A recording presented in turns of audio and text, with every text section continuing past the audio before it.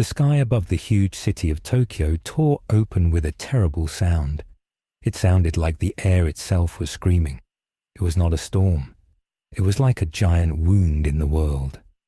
Red and gold light poured out of the clouds like water from a broken dam. The light was heavy. It pushed people on the streets down to their knees. Cars on the highway swerved and crashed into each other because the drivers were blinded.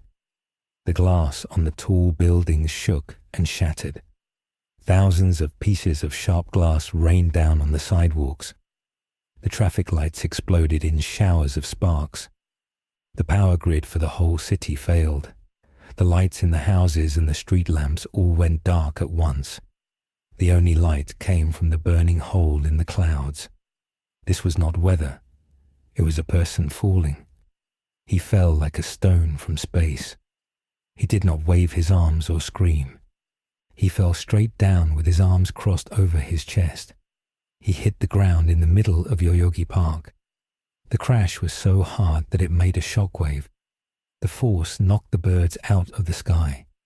Trees snapped in half like dry twigs. The pavement turned to dust. A cloud of dirt and smoke rose up into the air. When the dust settled, a man was standing there. He was not hurt.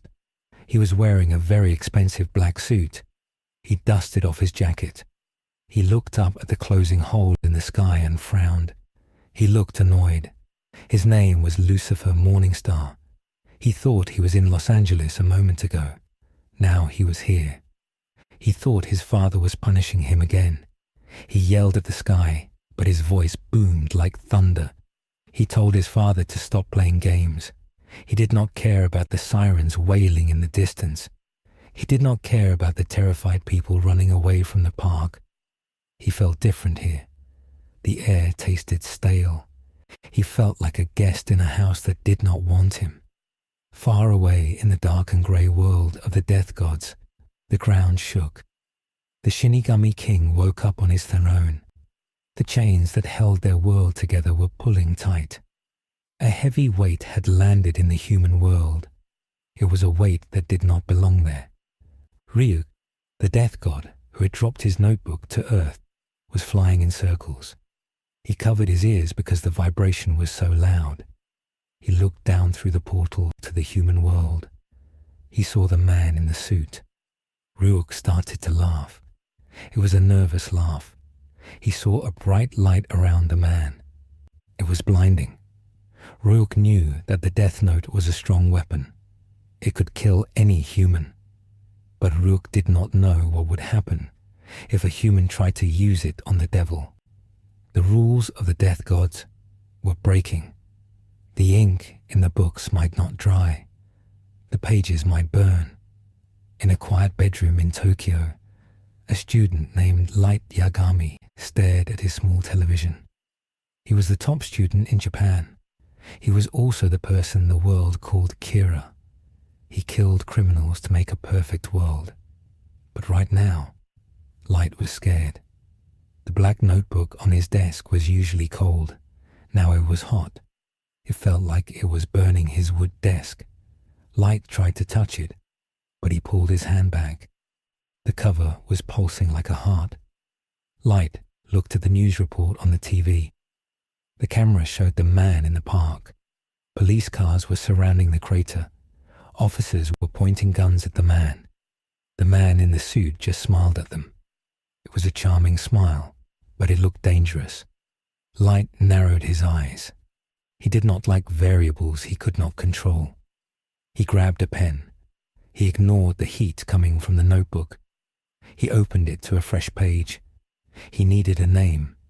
He needed to kill this intruder before his new world was ruined. But Light did not know that the name of this man was not written in any human library. The pen in Light's hand shook. The war between the god of the new world and the fallen angel had begun. The dust in Yoyogi Park settled slowly on the shoulders of the man in the suit. Lucifer Morningstar looked at the sleeve of his jacket and frowned because there was grey dirt on the fine black fabric. He brushed it off with a quick motion of his hand. He looked around at the destruction he had caused. The green grass of the park was gone. In its place was a large crater of dark earth. Smoke rose from the ground.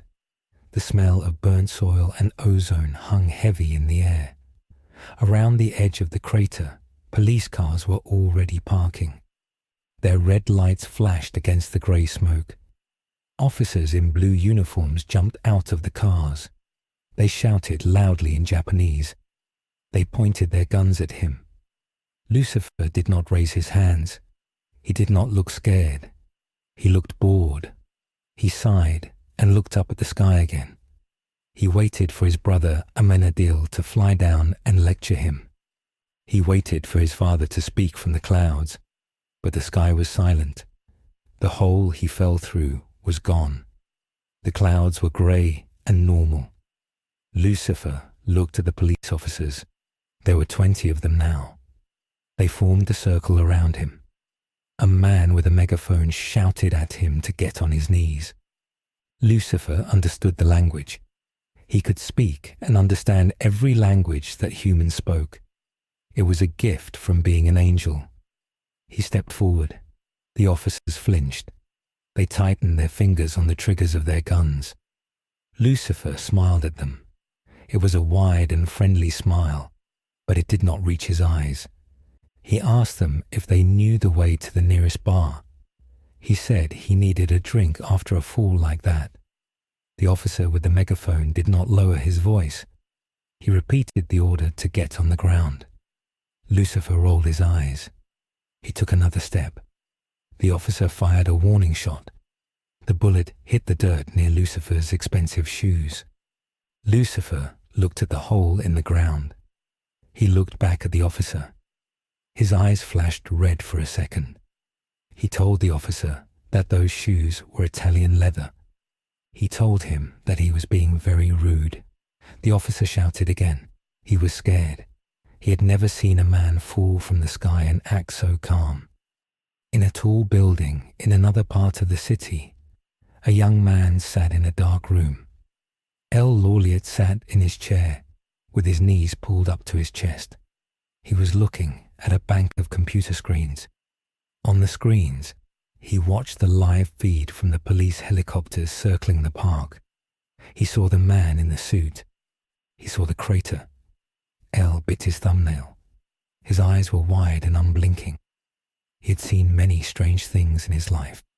He had solved impossible crimes. But this was different. He watched the man in the suit move. The man did not move like a soldier. He did not move like a terrorist. He moved like a king who owned the land he walked on. El picked up a microphone. He spoke to his assistant, Watari. He asked Watari to get every camera angle possible. He wanted to see the man's face clearly. He wanted to run facial recognition. El had a database of every criminal and every important person in the world. He was sure he would find a match. The computer scanned the face of the man in the park. The search bar spun. Then it stopped. The screen said no match found. El narrowed his eyes. A man who dressed that well and fell from the sky did not exist on paper. That was impossible, unless the man was not from this world. Back in the park, the situation was getting worse. Lucifer did not want to wait anymore. He wanted a whiskey. He started to walk up the slope of the crater toward the street. The police commander panicked. He shouted the order to fire. 20 guns fired at once. The sound was like a continuous roll of thunder. Bullets flew through the air like angry hornets. They hit the man in the suit. They hit his chest. They hit his legs. They hit his face. The officers stopped shooting when their magazines were empty. Smoke drifted from their gun barrels. They waited to see the body fall. They expected to see blood. But the man did not fall. He did not bleed. The bullets had hit his suit and flattened into little metal pancakes. They fell off his jacket and tinkled onto the ground. The suit was not even torn. Lucifer looked down at the flattened bullets at his feet. He looked really annoyed now. He said, that this was his favorite suit. He said that he had just bought it in Los Angeles. He brushed a piece of metal off his lapel. The police officers dropped their guns. Their hands shook. They stepped back. This was a monster. This was something that could not be killed. Light Yagami was watching the news in his room. His heart was beating fast. He had the death note open in front of him. He held his pen in a tight grip. He had written the name he heard the reporter say. The reporter said the man shouted his name was Lucifer Morningstar. Light wrote it down. Lucifer Morningstar. He checked his watch. He waited 40 seconds. He expected the man on the TV screen to grab his chest. He expected a heart attack. He expected the threat to end. But 40 seconds passed. Then 50. Then a minute. The man on the TV was still standing. He was still talking to the police. He was fine. Light stared at the notebook. He felt a cold sweat on his forehead. The death note had never failed. If he had the name and the face, the person died. That was the rule. Ryuk had told him that was the absolute rule. Light looked at the shinigami hovering behind him. Ryuk was not laughing anymore. Ryuk was floating near the ceiling. His yellow eyes were wide. He was looking at the notebook. Light asked Ryuk why it was not working. He asked if he needed a full name. Maybe Morningstar was a fake name. Ryuk stayed quiet for a long time. Then Ryuk floated down slowly. He looked at the page where Light had written the name. The ink looked strange. It was not drying. It looked like it was boiling on the paper. Ryuk told Light that he could not see the man's lifespan. Shinigami eyes could always see a human's name and how long they had left to live. It floated above their heads in red numbers. But Ryuk looked at the TV screen and saw nothing. No name, no numbers, just a blank space above the man's head. Ryuk said that the man might not be human. He said the death note only worked on humans. Light slammed his fist on the desk. He was the god of the new world. He was supposed to judge humanity. Now there was someone he could not judge, a variable he could not remove. This man was a wall in his path. Light watched the screen. He saw the man walk through the line of police. The officers were too scared to stop him. The man just pushed them aside gently, but when he pushed them, they flew 10 feet through the air. Light saw the power. He realized he had to be careful. He could not fight this man with the notebook. He had to find another way. He had to learn what this man was. Lucifer walked out of Yoyogi Park and onto the busy streets of Shibuya. The crowds of people parted for him. They screamed and ran. They had heard the gunshots. They saw the police cars. Lucifer walked in the middle of the road. Cars stopped and honked. He ignored them. He looked at the tall buildings with their bright neon signs. The signs were in Japanese. He read them easily. He saw ads for electronics and anime and food. It was loud and bright. It reminded him a little of Times Square, but cleaner. He felt a strange vibration in the air. It felt like static electricity. It was the magic of this world. It felt different than his world. It felt rigid. It felt like everything here followed strict rules. Lucifer hated rules. He loosened his tie. He saw a large building that looked like a club. He decided to go there. He needed a drink, and he needed to find a woman or a man to distract him from his anger at his father. As he walked, a black sedan screeched to a halt in front of him. It was an unmarked police car. The door opened and a man stepped out. He was older. He had grey hair and a mustache. He wore a trench coat. It was Soichiro Yagami, the chief of the MPA. He was Light's father. He looked serious. He held a revolver, but he did not point it at Lucifer. He held it at his side. He stood in Lucifer's path. Lucifer stopped. He looked at the older man. He liked the man's face. It was a face of duty. Lucifer respected duty, even if he rebelled against it. Soichiro spoke in a calm voice. He asked Lucifer to stop. He said he did not want anyone else to get hurt. He said he wanted to talk. Lucifer tilted his head. He asked Soichiro why he was not shooting like the others. Soichiro said that shooting did not seem to work. He said he was a detective. He wanted answers. Lucifer smiled. This was better. He stepped closer to Soichiro. The other police officers behind the car shouted at the chief to get back. Soichiro waved them off. He stood his ground. Lucifer looked into Soichiro's eyes. He decided to use his trick. He wanted to know what this honest policeman really wanted. Lucifer lowered his voice. It became deep and smooth. He asked Soichiro what he truly desired. The world seemed to slow down. The noise of the city faded. Soichiro's eyes glazed over for a moment. He struggled. His will was strong. He was a man of iron principles, but no human could resist the devil. Soichiro opened his mouth. He said he desired a world where the law mattered. He said he wanted to catch Kira. He wanted to prove that justice was real, not just magic. He wanted to save his son from the darkness he felt growing in the house. Lucifer blinked. The answer surprised him. Usually, people wanted money or sex or power. This man wanted justice, and he was worried about his son. Lucifer felt a pang of sympathy. He had daddy issues too. He stepped back. The spell broke. Soichiro gasped and shook his head. He did not know why he had said those things. He raised his gun slightly. He looked confused. Lucifer nodded at him. He told Soichiro that he was a good man. He said he would not hurt him. But he said he was not going to jail. Lucifer walked past Soichiro.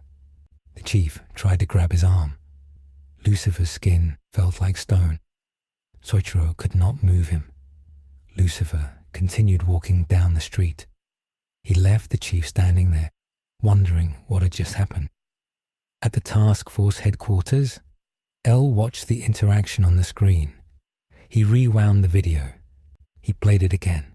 He zoomed in on Soichiro's face. He saw the moment the chief's eyes went blank. He saw the moment he spoke. L read his lips. He saw what Soichiro said. L paused the video. He sat very still. He put his thumb to his lip. He realized that the man in the suit had a power. It was a psychological power. He could make people tell the truth. He could make them reveal their secrets. L felt a shiver go down his spine. This power was dangerous. If this man met Kira, and Kira had a secret, this man could pull it out. But if this man met L, he could pull out L's secrets too. L realized this Lucifer Morningstar was a wild card. He could destroy Kira, or he could destroy the police. L turned to Watari.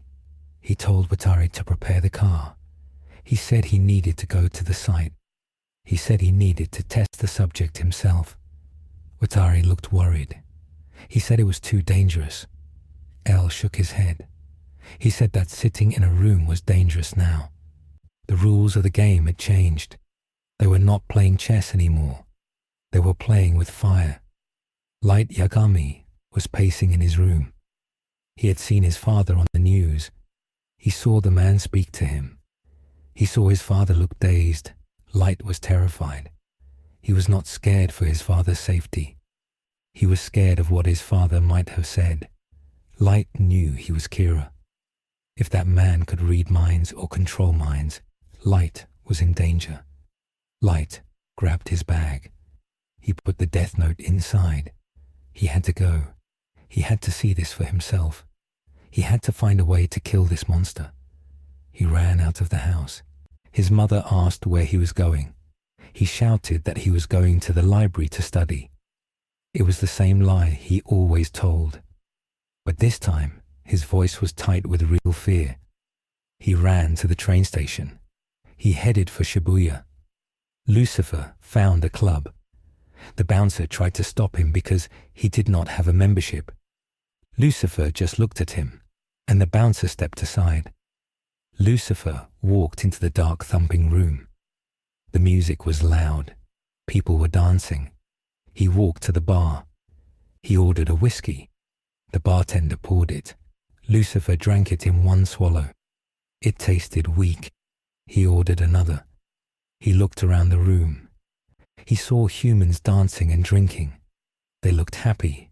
They looked oblivious. He envied them. He wondered why he was here. He tried to open his wings.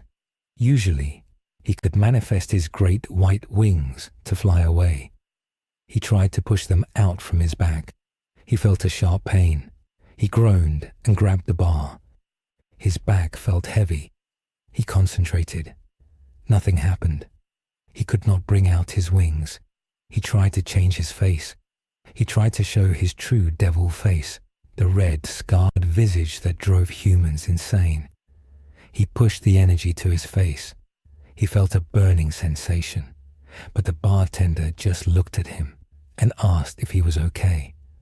The bartender did not scream. The devil face would not come out. Lucifer stared at his reflection in the mirror behind the bar. He looked human. He was handsome, charming, and invulnerable, but he was stuck.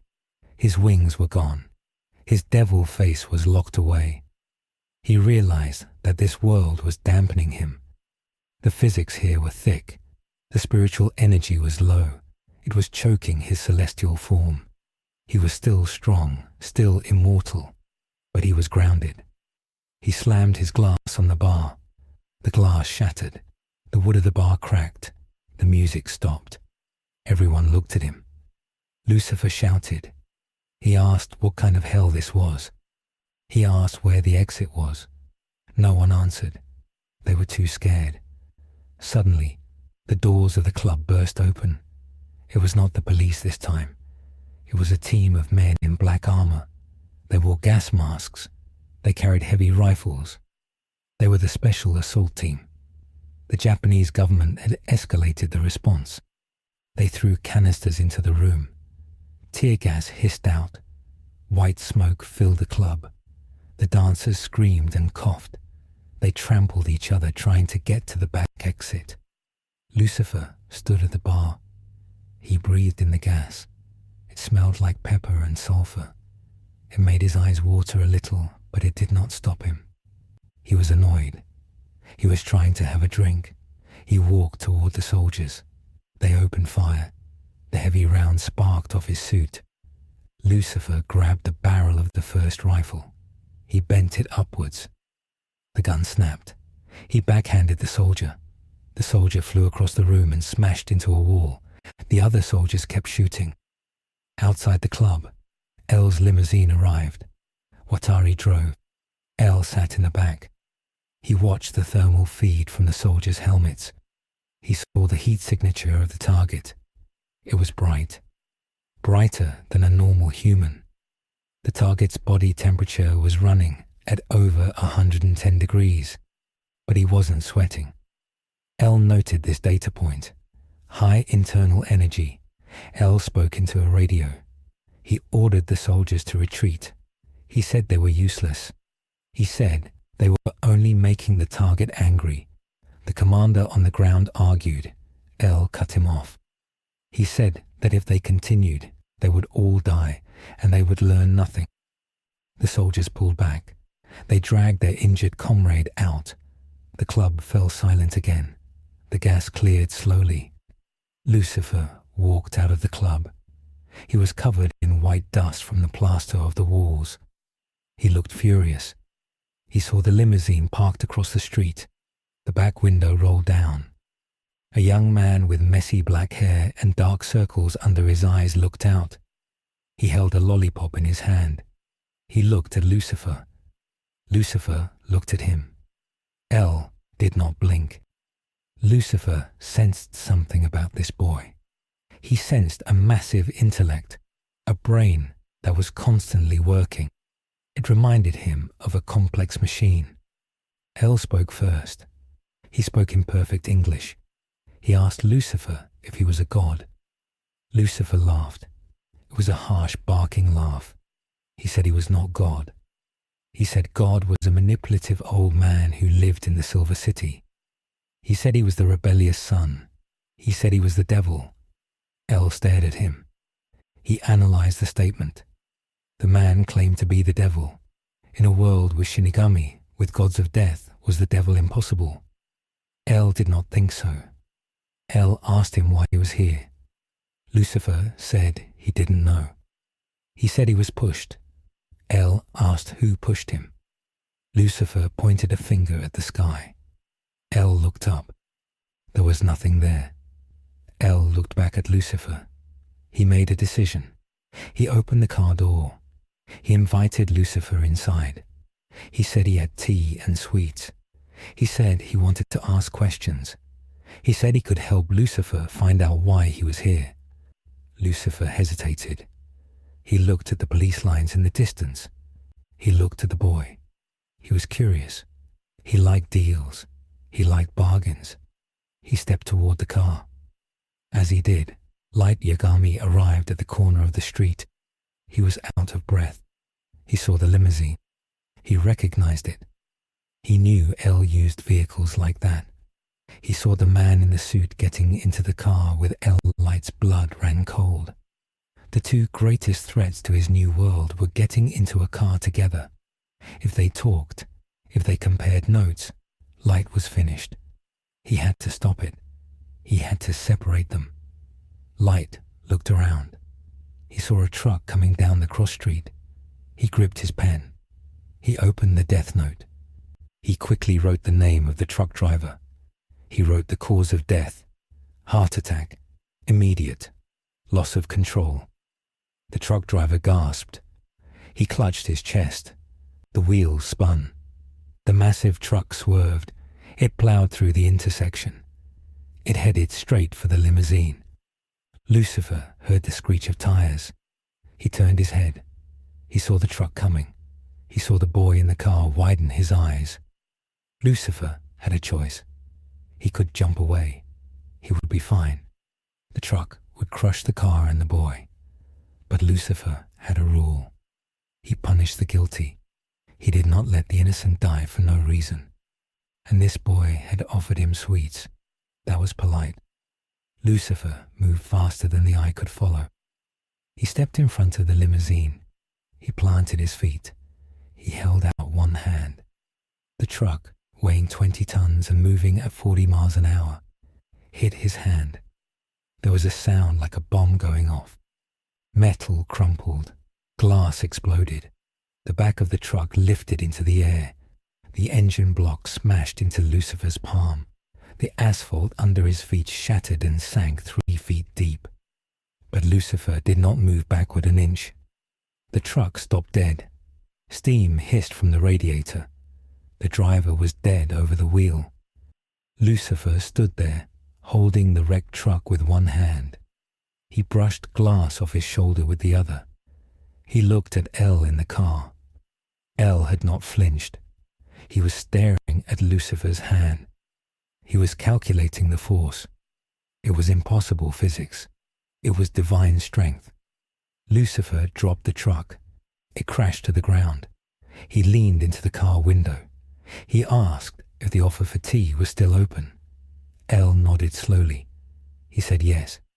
He said they had a lot to discuss. Lucifer got into the car. The door closed. The limousine drove away, leaving the wreckage and the stunned police behind. Light Yagami watched from the corner. He was shaking. He had failed. The truck didn't kill them. The man stopped a truck with one hand. Light felt a wave of nausea. This was not a battle of wits anymore. This was a battle against a force of nature. And now, that force of nature was with the world's greatest detective. Light realized he had made a mistake. By attacking, he had shown his hand. He had created a chaotic event. El would know it was Kira. El would know Kira was trying to kill them. Light turned and walked away into the shadows. He needed to talk to Ryuk. He needed to know if there were other rules. He needed to know how to kill an immortal.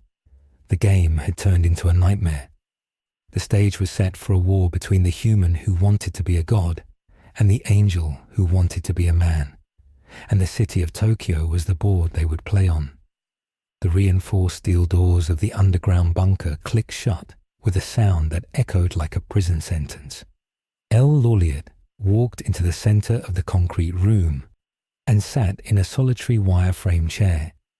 He pulled his knees up to his chest and placed a thumb against his lower lip. Across from him, standing in the middle of the room, with his hands in his pockets, was Lucifer Morningstar. The bunker was designed to withstand a nuclear blast. It was buried 50 meters beneath the Tokyo streets. The walls were lined with lead and soundproofing foam. Watari stood in the corner, his hands folded behind his back, watching the guest with a calm expression that hid deep terror. Lucifer looked around the grey, lifeless room and sighed. He remarked that he had spent eons in a place quite similar to this, though it had more fire and screaming. He asked El if this was where he kept his pet sinners. El did not smile. He blinked slowly. He told Lucifer that this was where they would determine the nature of reality. El began his interrogation, not with questions about the truck or the fall from the sky, but with a simple logic puzzle. He asked Lucifer to define his understanding of mortality. Lucifer laughed. He walked to the single steel table in the room and sat on the edge of it, ignoring the chair provided. He explained that mortality was a blip. It was a momentary lapse in judgment by his father. He spoke of human lives as if they were mayflies, born in the morning and dead by sunset. He said he did not understand why humans clung to it so desperately. El listened. He was analyzing the micro-expressions on Lucifer's face. He was looking for signs of delusion, psychosis, or deception. There were none. The subject believed every word he said. El noted that the subject's heart rate had not changed since entering the room. It was steady, slow, and rhythmic, like the ticking of a large clock. It was too slow for a human. It beat once every 10 seconds. El added this to his mental file. The physiology was non-human. Lucifer leaned forward. He invaded El's personal space. The scent of sulfur and expensive cologne filled El's nose. Lucifer asked El what he truly desired. He did not use the voice of command yet. He just asked. El stared back. His black eyes were void of emotion. El said that he desired to solve the puzzle. He said that the world was a chaotic place full of errors, and he wanted to correct the errors. Lucifer frowned. He found the answer boring. He said El was like a machine. He said he preferred humans who wanted to sin. He asked El if he had any lust, any greed, any pride. El replied that pride was an impediment to deduction. Lucifer scoffed. He said that pride was the reason the universe existed. He said his own pride was what created the divide between heaven and hell. He spoke of the Silver City with a mix of longing and hatred that made the air in the room grow cold. Watari shivered. The temperature in the bunker dropped 5 degrees in seconds. The physics of the room were reacting to Lucifer's emotional state. Meanwhile, in the Yagami household, Light Yagami was engaged in a frantic experiment. He had locked his door.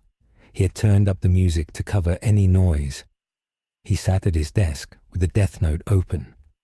Ryuk hung upside down from the ceiling fixture, his long limbs dangling. Ryuk was agitated. He kept looking at the window, as if expecting something to come through it. Light was writing names.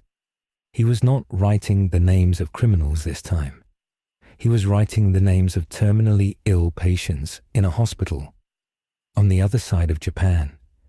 He was testing the limits of the notebook's control capabilities. He wrote a scenario where a patient would stand up, walk to the window, and shout a specific phrase before dying. The phrase was, "The Morningstar has fallen." Light waited. He had a police radio scanner on his desk. He listened to the chatter. He heard reports of strange behavior in the hospital. The patients were dying, but they were not speaking. They were trying to speak, but their mouths were sealed shut by an invisible force. Light slammed the pen down. The death note was being blocked. It was not a total block, but something was interfering with the specific mention of Lucifer. Ryuk giggled nervously. He told Light that he warned him. He said that the death note was a tool of the Shinigami king. It was a tool of death. Lucifer was a being of light and creation, even if he was fallen. The two energies were oil and water. They repelled each other. Ryuk said that trying to use the note to affect Lucifer directly, or even indirectly, was like trying to put out a forest fire with a cup of gasoline. Light narrowed his eyes. He realized he could not use the note to target Lucifer, but he could use it to target the environment around him. He could not kill the devil, but he could bury him. He could destroy the stage he stood on. Light began to write a new scenario. This one was more complex. It involved a gas main explosion.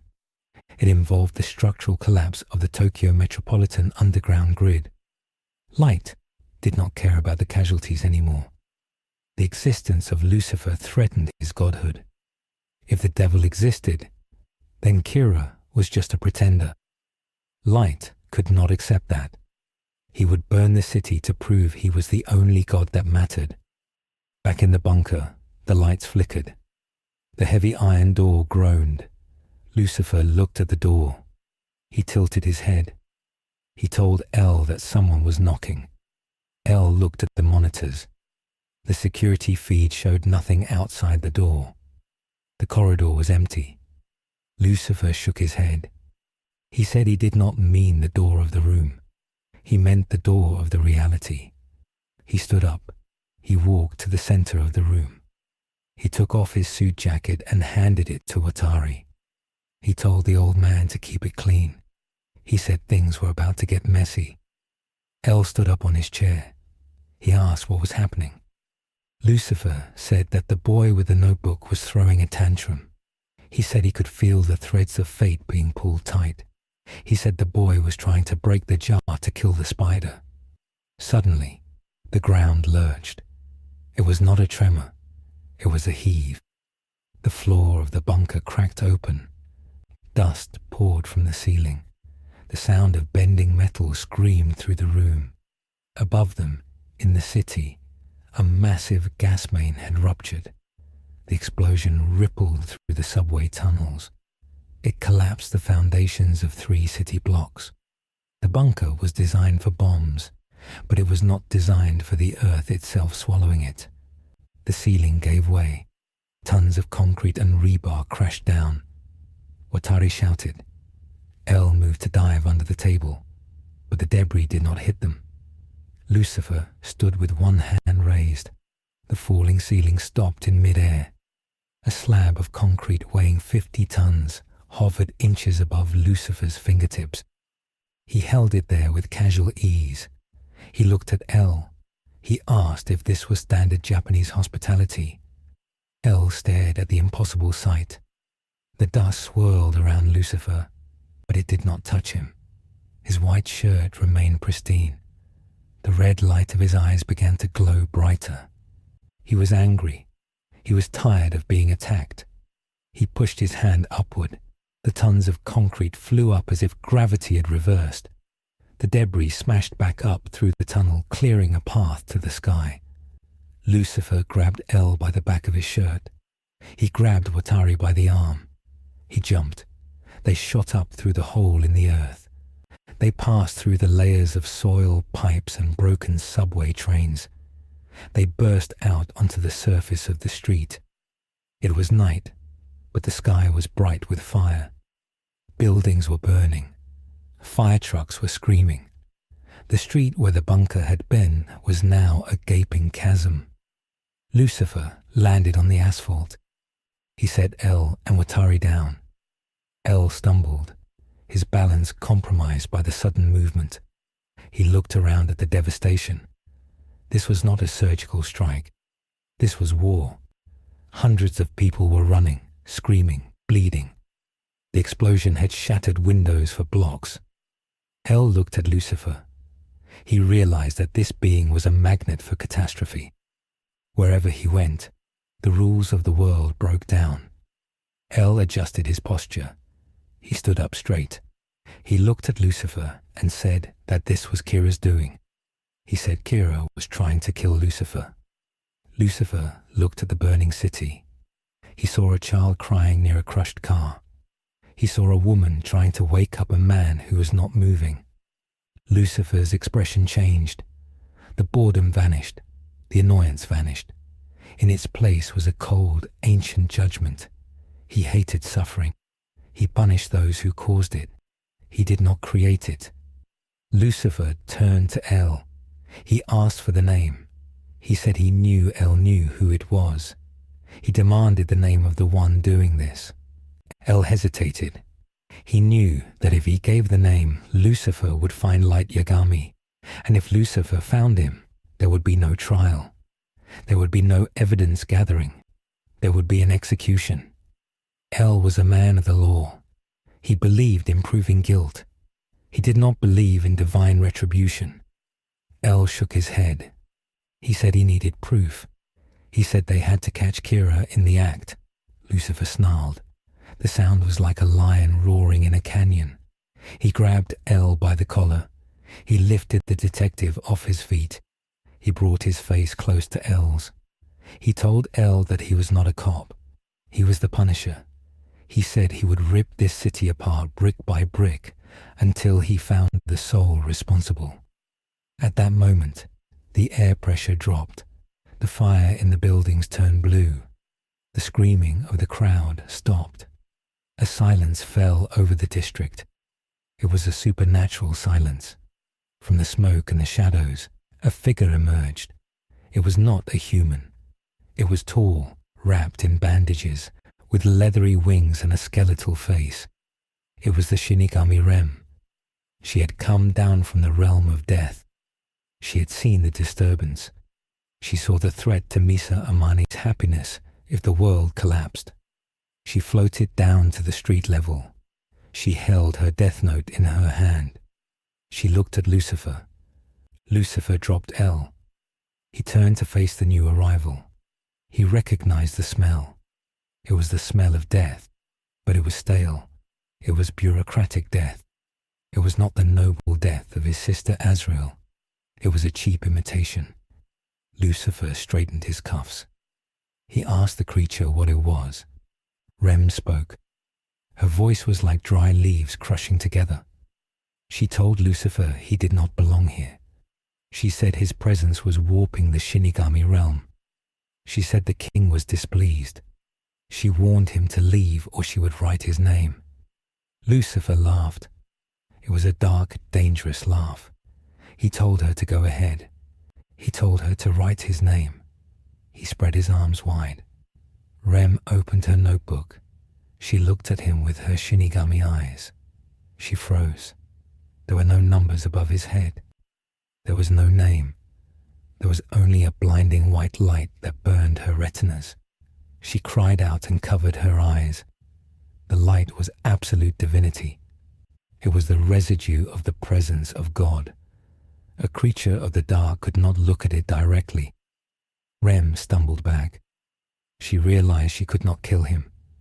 The death note was useless against a being that predated death itself. Lucifer stepped forward. He walked through the blue fire. He stopped in front of Rem. He looked down at the death god. He asked if she was the one helping the boy. Rem did not answer. She was terrified. This was a predator she did not understand. Lucifer reached out. He did not strike her. He touched her forehead. He wanted to see what she knew. The contact caused a shockwave. This was the catastrophe.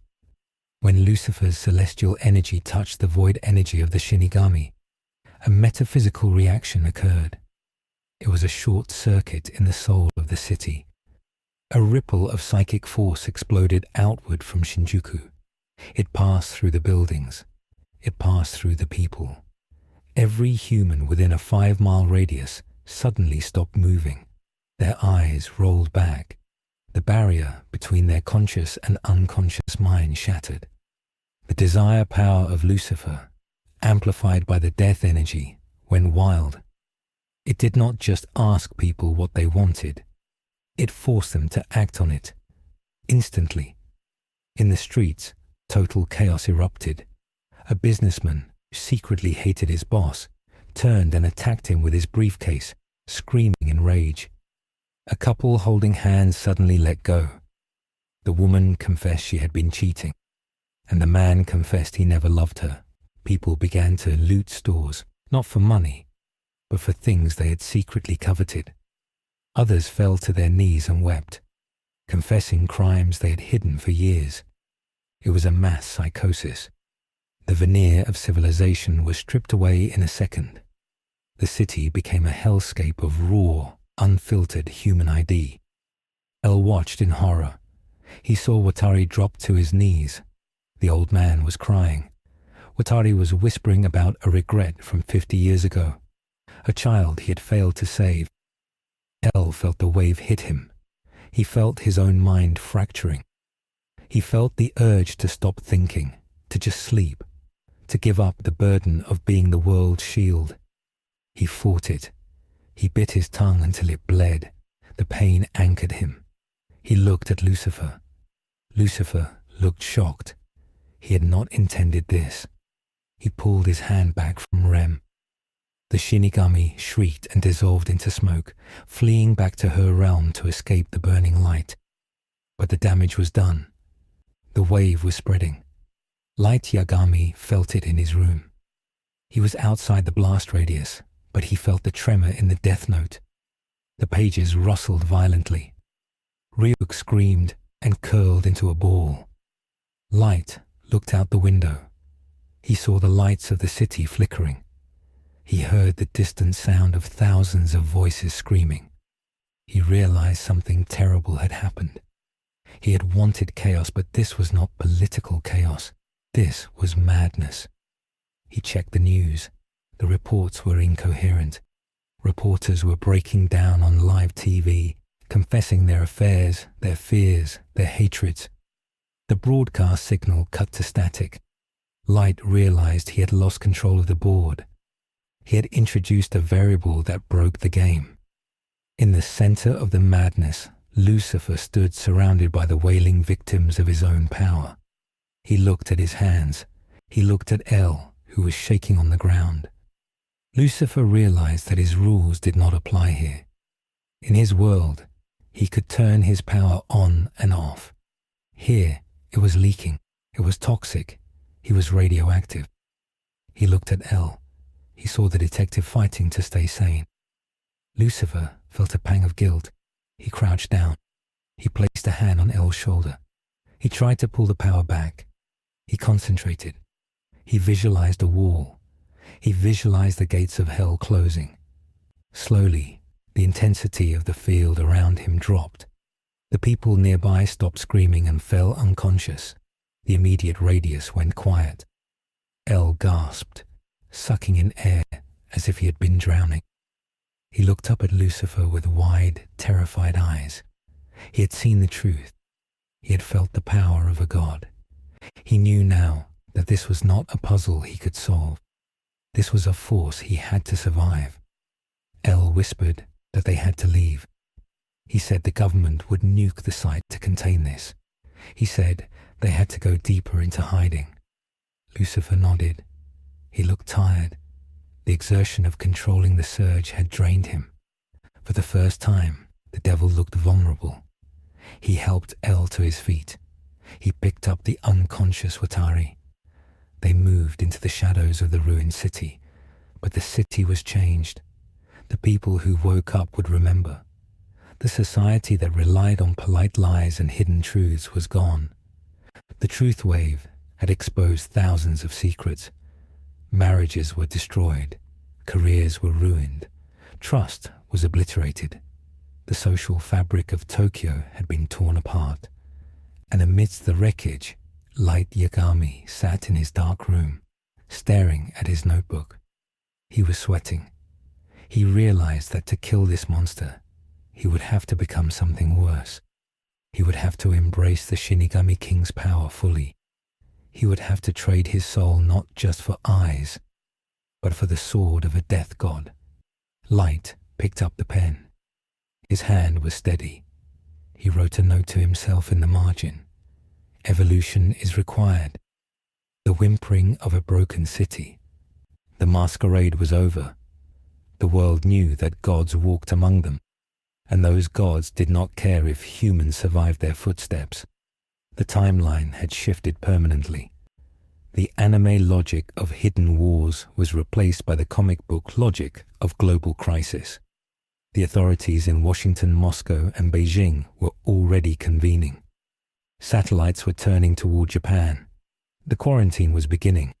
And in the dark, Lucifer Morningstar walked with the world's greatest detective. Both of them fugitives in a world that was rapidly going mad. The smoke over Tokyo did not clear with the rising sun. Instead, it thickened, turning a bruised purple color that blocked out the light. The district of Shinjuku had been declared a biohazard level 5 exclusion zone. The Japanese government, under extreme pressure from the United Nations Security Council, had cordoned off a 10-mile radius around the epicenter of what the media was calling the psychic event. Concrete barricades were erected overnight. Tanks from the Japan Self-Defense Forces lined the perimeter, their barrels pointed inward toward the silent grey skyscrapers. Inside that zone, thousands of people wandered in a daze, their minds broken by the exposure to the raw celestial energy that Lucifer had accidentally unleashed. They were not dead, but they were not living in the way humans were meant to live. They were trapped in a loop of their own deepest desires and darkest secrets, muttering the truth to empty streets. The silence of the city was heavy, broken only by the hum of military drones circling overhead like vultures waiting for a carcass. Deep beneath the industrial district of Ota, in a forgotten sub-basement of a pre-war manufacturing plant, El Laureate sat on a rusted crate. The air was damp and smelled of oil and old iron. The only light came from a single battery-powered lantern that cast long, dancing shadows against the peeling paint of the walls. Watari was asleep on a pile of canvas tarps in the corner, his breathing shallow and ragged. The old man had recovered from the immediate shock of the truth wave, but he was frail, and the psychological toll of weeping for hours had exhausted him. El was awake. He was eating a cube of sugar he had found in his pocket, crunching it loudly in the quiet room. He was staring at Lucifer Morningstar. Lucifer was standing near a broken window that looked out into a subterranean drainage canal. He was still wearing his ruined suit, the expensive Italian fabric torn and stained with the dust of the collapsed bunker. He looked out of place, a creature of high society trapped in the bowels of a dying city. He was not looking at El. He was looking at his own hands. He turned them over, examining his palms as if they belonged to a stranger. For the first time in eons, Lucifer felt a sensation he detested. He felt doubt. He had come to Earth to escape his father's plan, to be his own man, to revel in his own choices. But in this world, his choices had radioactive consequences. He had touched a minor death spirit and broken the minds of 10,000 people. He was a poison here. El spoke, his voice rasping slightly from the dust. He noted that the entity known as Lucifer appeared to be experiencing regret. He stated this as a fact, not a question. Lucifer stiffened. He turned slowly to face the detective. His eyes were not glowing red, but they were hard and dark. He told El to be careful. He said that analyzing the devil was a dangerous hobby. El did not flinch. He took another bite of sugar. He said that he had no choice. He said that Lucifer was the biggest variable in human history. El explained that he had spent his life solving puzzles where the pieces were human logic, greed, and violence. But Lucifer was a piece from a different game box entirely. El asked if the effect, the truth wave, could be reversed. Lucifer laughed, but it was a bitter sound. He walked over to a rusted machinery press and leaned against it. He said that truth was not something you could reverse. He said that once a human admits they hate their spouse, or that they stole the money, or that they want to die, they cannot unsay it. He said he had simply accelerated the inevitable. He claimed he did them a favor. El shook his head.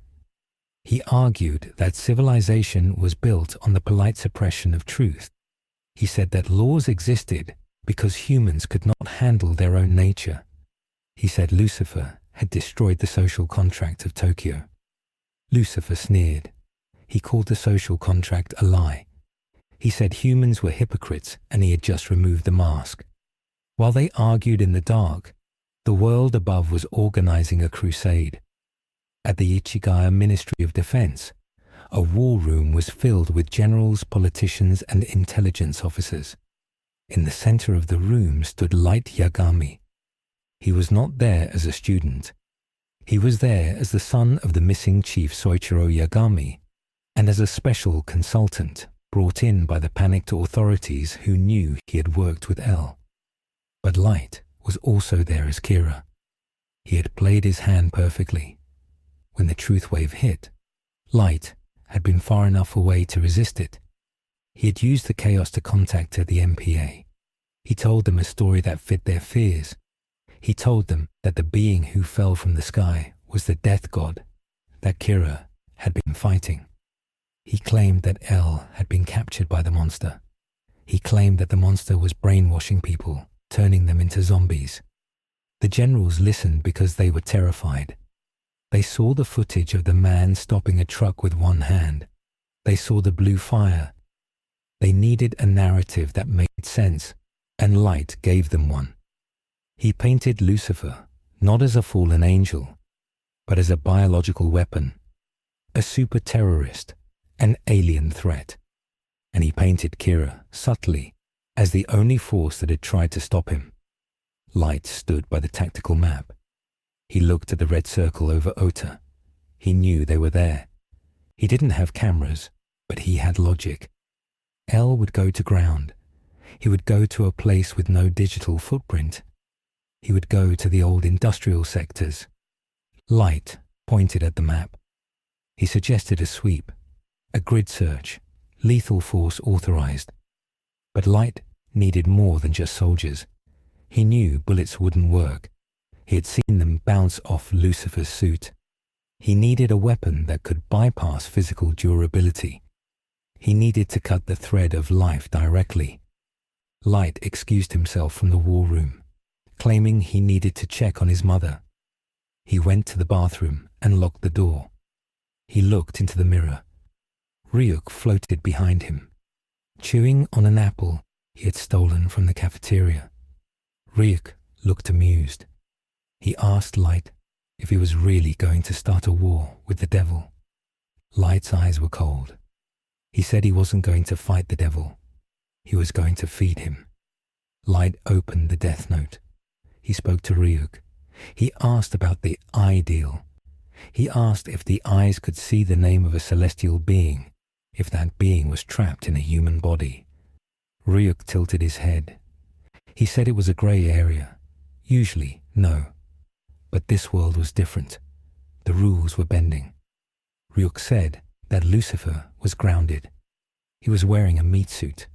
There was a chance, a small chance, that if Light had the eyes, he might see the true name of the vessel, or he might see nothing and go blind. Ryuk laughed.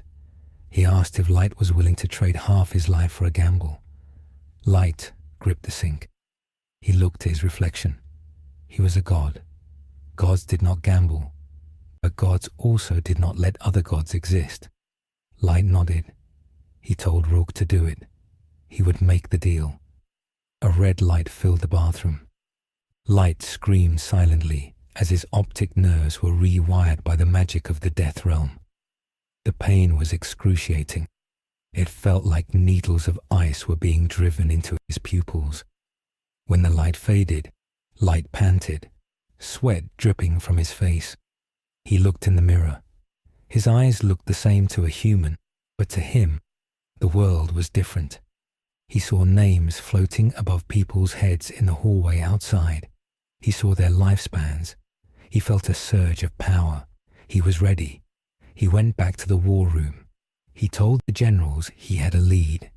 He directed them to the specific sector in Ota. He was going to flush them out. Back in the hideout, Lucifer suddenly stood up. His head snapped toward the ceiling. He felt it. A shift in the air, a darkening of the light. He looked at Elle. He told the detective that they were found. Elle didn't ask how. He grabbed his laptop, which was offline, and closed it. He woke Watari. Lucifer walked to the heavy iron doors of the factory. He could hear the rumble of engines, not cars, tanks. The vibration traveled through the soles of his shoes. He turned to Elle. He said he would buy them time. He told Elle to run. Elle paused. He looked at Lucifer. He asked why. He asked why a being of infinite power would protect a human. Lucifer smiled. It was the first genuine smile he had shown in hours. He said that Elle was interesting. He said that in a world of boring conformists, Elle was a unique specimen, and Lucifer Morningstar protected his favorite toys. The doors of the factory exploded. A tank shell, a high-explosive anti-tank round, Tunetin punched through the iron and detonated in the center of the room. The shockwave was massive. It shredded the machinery. It blew out the walls. Fire filled the space. Elle and Watari were thrown backwards, shielded only by a stack of steel plates. When the smoke cleared, Lucifer was standing in the center of the blast crater. His suit was gone. His shirt was burned away.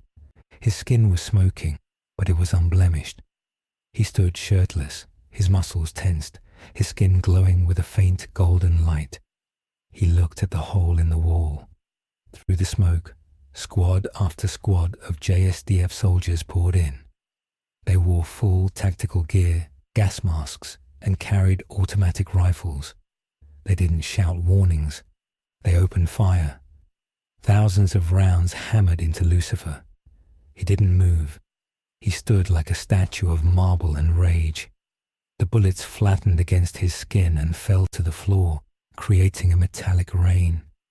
He walked forward. He didn't run. He walked with the terrifying slowness of a nightmare. A soldier threw a grenade. Lucifer caught it. He looked at it. It exploded in his hand. The blast was contained entirely within his fist. He opened his hand and ash fell out. The soldier screamed. They fell back. Lucifer reached the front line. He swept his arm out. He didn't hit them. The air pressure from his swing knocked a dozen men off their feet and sent them flying into the walls. He was holding back. He was trying not to kill them. He knew they were just pawns. "Leave!" Lucifer roared. The sound shattered the glass in the remaining windows. It shook the dust from the ceiling. "I am not your enemy." But the soldiers couldn't hear him. Their radios were buzzing with Light Yagami's voice. Light was in the command vehicle outside, watching on a monitor. He was using the voice of authority. He told them the monster was using voice mind control. He told them not to listen.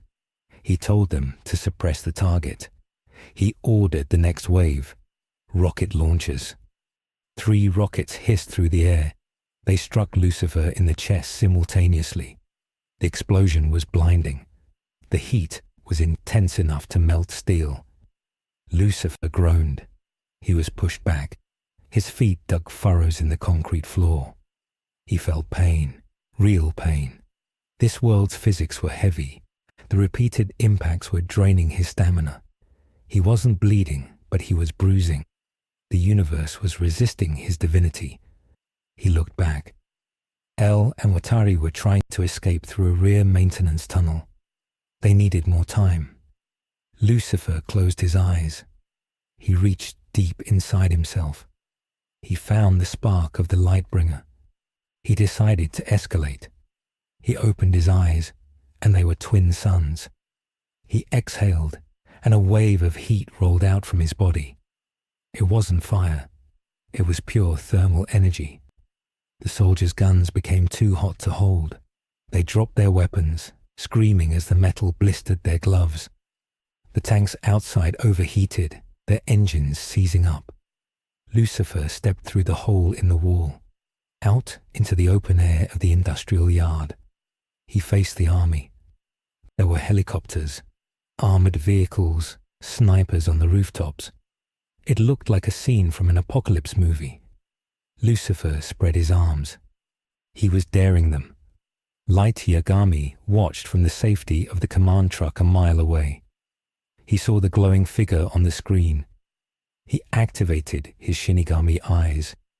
He stared at the face of the Morningstar. He focused.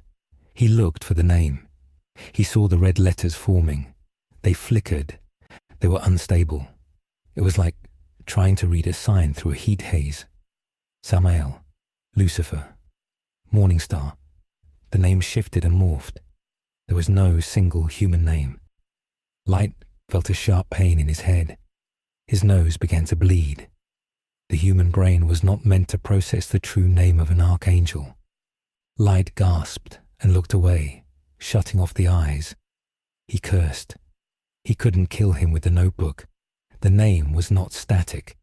It was a fluid concept. Light grabbed the radio. He had to change tactics. If he couldn't kill Lucifer, he had to break him. He ordered the snipers to change targets.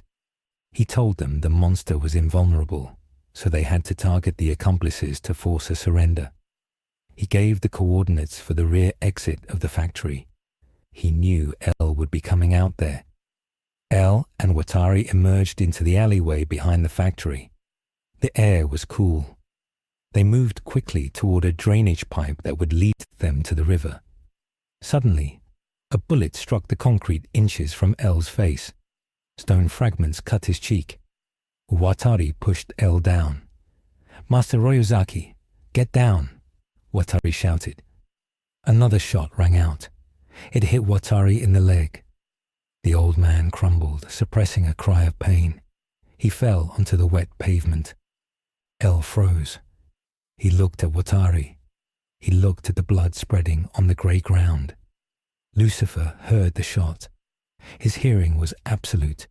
He heard the specific caliber. He heard the sound of the bullet hitting flesh.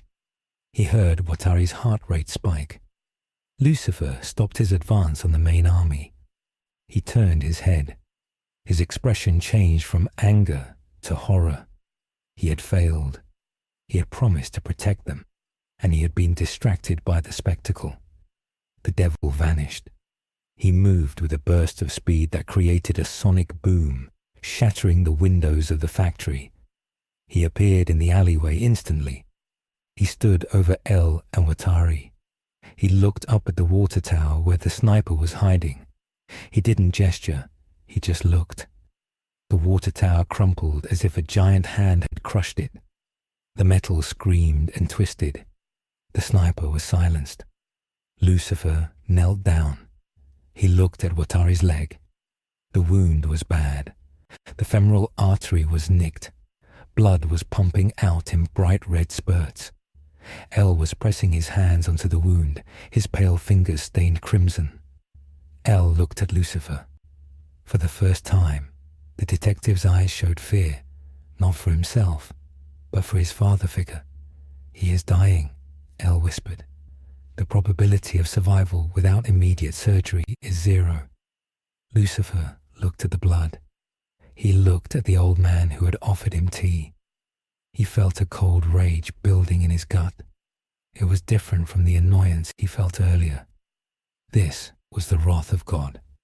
He placed his hand over El's hands. "Move," Lucifer commanded. El pulled back. Lucifer's hand glowed with a soft white light.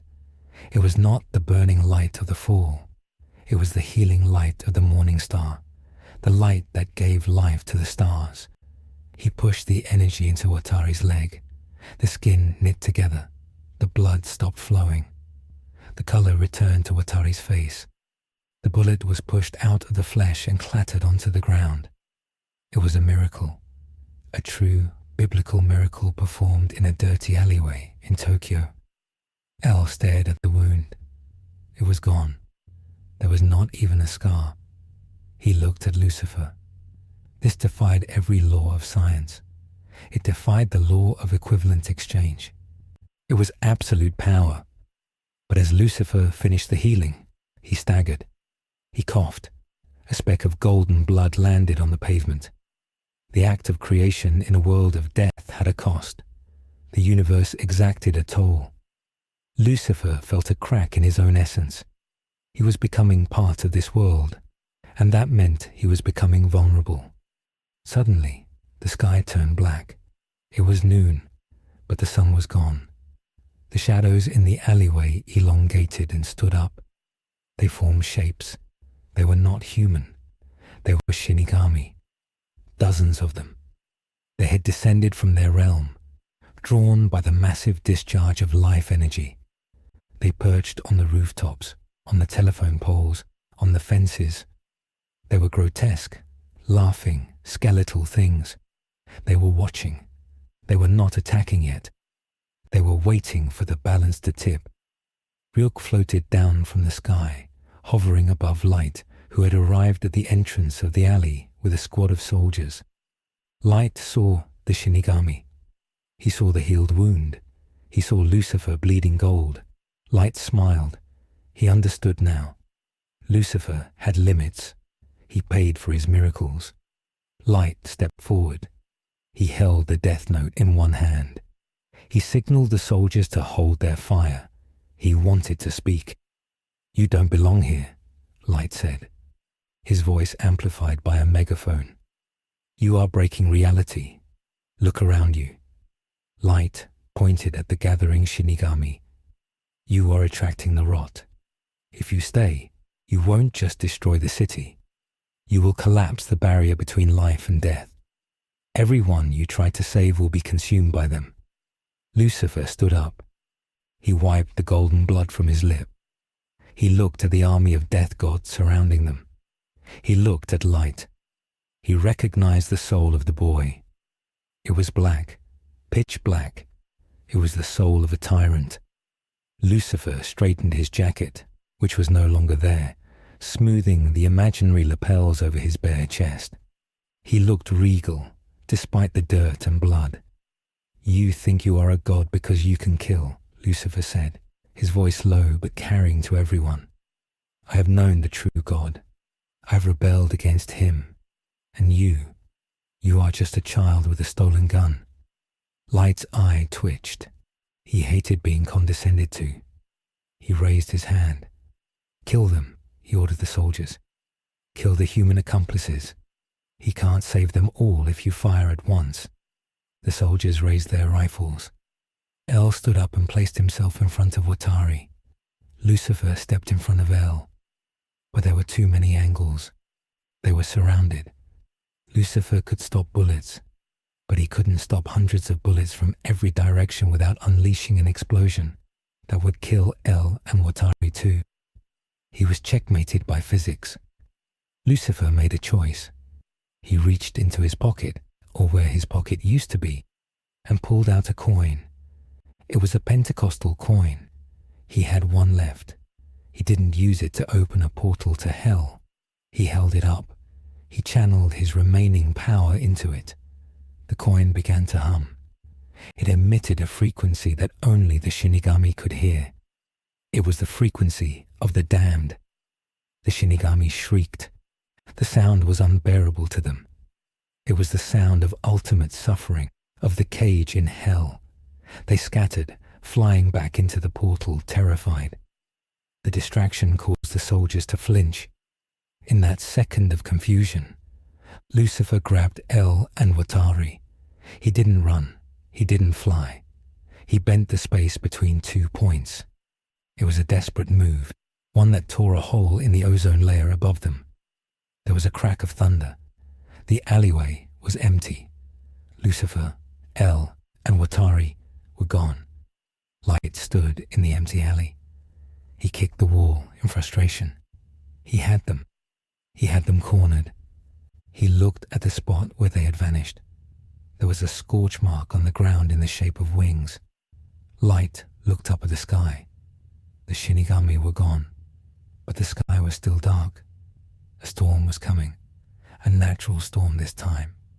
Rain began to fall. It washed away the golden blood. Light turned to the soldiers. "Find them," he hissed. "They can't have gone far. He is hurt. I saw him bleed. The god is mortal." In a safe house miles away, inside the Tokyo Tower's maintenance structure, Lucifer collapsed onto the metal grating. He was gasping for air. His skin was pale. The golden glow was fading. El knelt beside him. He checked Lucifer's pulse. It was erratic. The jump had cost him. Lucifer looked at El. "Your world," Lucifer wheezed, "is very sticky." El looked out the window at the rain-swept city. He saw the darkness spreading. He realized that they had survived the battle, but they were losing the war. Light Yagami had the army, the public trust, and the tactical advantage. El looked at the deathnote user's profile he had been building in his mind. He knew now that Kira was Light Yagami. He was 100% sure. But knowing it didn't matter if they were dead. El looked at the fallen angel.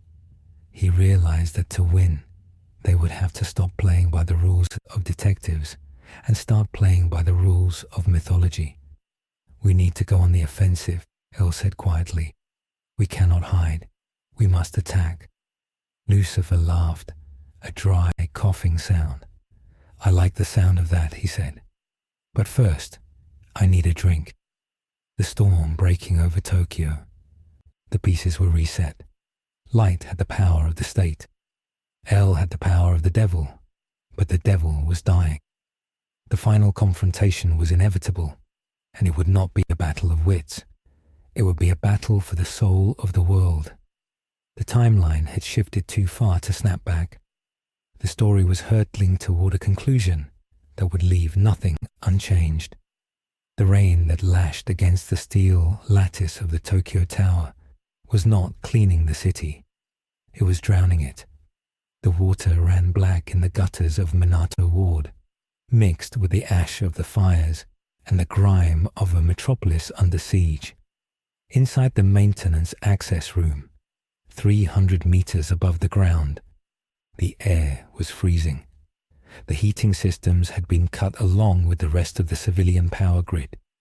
El Laureate sat on the cold metal grating, his knees drawn to his chest, shivering violently. He was not shivering from the cold. He was shivering from the withdrawal of his constant sugar intake and the sheer neurological load of the last 12 hours. Beside him, leaning against a thick steel support beam, Lucifer Morningstar looked like a king in exile. The golden glow that had radiated from his skin was gone, replaced by a pallor that looked uncomfortably human. The wound on his lip had healed, but he was breathing heavily, his chest rising and falling with a rattle that shouldn't have been there. El watched the fallen angel. He observed the way Lucifer rubbed his arms, the way his eyes darted to the shadows. El deduced that Lucifer was experiencing human fragility for the first time in millennia. The physics of the Death Note universe was suffocating him. This reality was built on rules, on cause and effect, on the absolute finality of death. It was a deterministic universe. Lucifer was a creature of free will and infinite possibility. He was a glitched file in a rigid operating system, and the system was trying to delete him. L took a breath and spoke. He said that the probability of a frontal assault succeeding was 0. He said that Light Yagami had effectively seized control of the state apparatus. The narrative was set. Lucifer was the invader. Kira was the defender. Lucifer looked at L. His eyes were dark. The stars within them dimmed to dying embers. He asked L what the plan was. He said he could not snap his fingers and fix this. He said his father was silent. He said he felt like he was underwater. L nodded. He reached into his pocket and pulled out a small, crumpled piece of paper. It was not a page from the death note. It was a receipt from a convenience store. On the back, L had written a series of coordinates. L told Lucifer that they had to stop playing God. He said that as long as Lucifer tried to use celestial power, he was fighting on Light's terms. Light wanted a monster to slay. They had to give him a man to fear. L explained that the only way to break Light's hold on the police and the public was to reveal the mechanism of the magic. They had to prove that Kira was not a god, but a serial killer with a weapon. The plan required a sacrifice. It required a small choice that would violate L's primary rule of self-preservation. L told Lucifer that he had deleted his dead man switch. Lucifer frowned. He knew that L had a system set to email the entire world's intelligence agencies the data on Kira if L's heart stopped. L explained that if he released the information about the death note now, in this climate of fear, nations would nuke Japan to destroy the notebook. Or worse, they would scramble to build their own. The chaos would be absolute. L said he chose to trust the law. He chose to trust that if they could expose Light to one specific person, the house of cards would fall. That person was Soichiro Yagami. Lucifer laughed softly. He asked if L really believed a father would turn on his son. L looked at the rain streaking the glass. He said that Soichiro Yagami was not just a father. He was the embodiment of the Japanese justice system's ideal. If he saw the truth, he would act, even if it broke him. Lucifer pushed himself off the beam. He staggered slightly, then straightened his spine. He adjusted his imaginary cuffs. He said he liked the gamble. He said it sounded like a wager worthy of a soul. Miles away, in the fortified command center of the National Police Agency, Light Yagami stood before a wall of monitors. The room was bustling with military personnel, but they gave him a wide berth. He was the savior. He was the consultant who had predicted the aliens' movements. But Light was not looking at the tactical maps. He was looking at a live feed from a drone circling the Tokyo Tower. He had known. He always knew. L was sentimental. L would go to a higher place. L liked to look down on the world. Light touched the surface of the screen. He whispered to Ryuk that it was time to end the game. Ryuk was floating near the ceiling, eating a basket of apples that the terrified logistics officer had provided. Ryuk chewed loudly. He asked Light if he was sure about the next move. He asked if Light was really going to use that page. Light smiled. It was a smile devoid of humanity. He touched the pocket of his jacket. Inside was a scrap of the death note. But it was not just any scrap. It was a piece he had modified. He had written a conditional set of deaths. He had prepared a script. Light told Rook that he was not just going to kill L. He was going to break the concept of justice. He was going to make the world watch as the devil surrendered to the god of the new world. Light turned to the room. He commanded the generals to prepare the transport. He said he had negotiated a surrender. He lied effortlessly. He said that the entity known as Lucifer had demanded a parley with the chief of police. He said they were going to the National Diet Building. He ordered Soichiro Yagami to be brought to the front. Soichiro looked old. His face was grey with fatigue and worry. He walked up to his son. He asked if this was true. He asked if the monster would really leave if they talked. Light put a hand on his father's shoulder. He looked him in the eyes. He promised that it would end tonight. He said that they would save the world together. Soichiro nodded. He believed his son. He wanted to believe. The convoy moved through the rain-slick streets of Tokyo like a funeral procession of steel. Tanks, armored personnel carriers, and mobile missile launchers surrounded the black limousine carrying Soichiro and Light. They arrived at the National Diet Building, the heart of the Japanese government. The massive white pyramid structure was lit by floodlights. The plaza in front was empty, cleared of all civilians. The rain fell harder, drumming on the pavement. Soichiro stepped out of the car. He wore his trench coat. He checked his revolver. Light stood beside him, holding an umbrella over his father's head. It was a picture of filial piety. From the shadows of the Kasumigaseki district, two figures approached. They did not have an army. They walked alone. Lucifer walked in front, his white shirt soaked and clinging to his skin, his hair plastered to his forehead.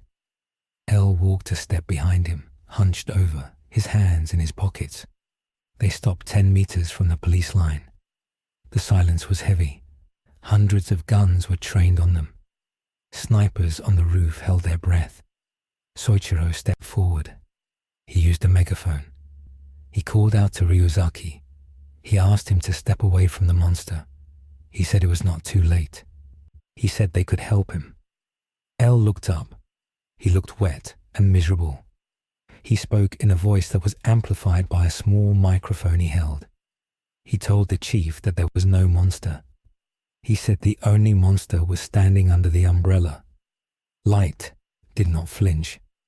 He whispered a command into his lapel mic. Suddenly, giant screens erected in the plaza flickered to life. They were broadcasting live to the entire world.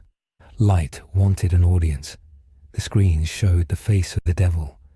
They showed L. Light spoke. He didn't use a megaphone. He used the PA system of the building. He addressed the world. He said that the man called Lucifer was a biological weapon that induced mass psychosis. He said that L had been compromised. He said that tonight humanity would declare its independence from these chaotic forces. Lucifer stepped forward. He looked at the cameras. He didn't use a microphone. He projected his voice with the last dregs of his celestial will. He spoke to Soichiro. He asked the chief to look at his son. He asked him to look at the aura around him. He asked Soichiro if he truly did not see the darkness. Soichiro hesitated. He looked at Light. For a second, just a fraction of a second, the father saw the mask slip. He saw the cold, dead calculation in Light's eyes. He saw the smirk that shouldn't be there. Light saw the hesitation. He knew he had to act. This was the moment. This was the small choice. Light had anticipated that his father might waver. He had prepared for it. He didn't write Soichiro's name. That would be too suspicious. Instead, Light signaled to the sniper team on the roof. Not the police snipers. The private contractors he had hired through a shell company. A shot rang out. It was not aimed at Lucifer. It was not aimed at L. The bullet struck the pavement inches from Soichiro's feet. "He's controlling you, father," Light screamed. He threw the umbrella aside. He grabbed his father and pulled him back. "He's making you doubt me. That's his power. Kill him. Kill him now." The staging was perfect. To the soldiers, it looked like Lucifer had attacked. To the world, it looked like the devil was manipulating the hero. The soldiers opened fire. Lucifer moved. He didn't have the strength to stop the bullets with a wave of his hand anymore. He did something else. He tackled Elle. He threw his body over the detective. The bullet slammed into Lucifer's back. He grunted. He felt the metal piercing his skin. He felt the pain. He was mortal enough to bleed, but divine enough not to die. He shielded Elle with his own body. "Stop!" Soichiro screamed. He broke free from Light's grip. He ran into the line of fire. He waved his arms. "Cease fire! Cease fire!" The shooting stopped. The silence returned, louder than before. Smoke drifted from the gun barrels. Soichiro stood panting in the rain. He looked at the pile of bodies on the ground. Lucifer slowly pushed himself up. His back was a ruin of blood and torn flesh. But he stood. He pulled Elle up with him. Elle was unharmed. Lucifer looked at Soichiro. He spat blood onto the wet ground. "You have a good father, Light," Lucifer said, his voice gurgling. "He is willing to die for the truth, are you?" Light's face twisted. He was losing the narrative. The martyrdom of Lucifer was not the plan. The plan was the execution of a monster. Light reached into his pocket. He touched the scrap of paper. He had to escalate. He had to force the massive outcome. He had to break the rules of the genre. Light screamed out a name. "Sayu." Soichiro froze. He looked back at his son. Light was holding a phone. He showed the screen to his father. It was a live video call. Sayu Yagami, Light's younger sister, was tied to a chair in a dark room. A masked man held a gun to her head. "The terrorists," Light shouted, his voice cracking with fake desperation. "They have Sayu. They said if we don't kill the monster, they will kill her. They are part of his cult." It was a lie. A monstrous, complex lie. Light had hired the kidnappers himself. He had put a hit on his own sister to force his father's hand. This was the violation of the moral code. This was the act that separated Light Yagami from humanity forever. Soichiro stared at the screen. He stared at his daughter. He stared at the gun. He looked at Lucifer. He looked at Elle. He began to weep. The gun in his hand shook. He raised it. He pointed it at Lucifer. "I'm sorry," Soichiro sobbed. "I'm so sorry." Elle stepped forward. "Chief, don't. It's a trick. Light is doing this." "Shoot him," Light screamed. "Shoot him or Sayu dies." Lucifer looked at the gun barrel. He looked at the weeping father.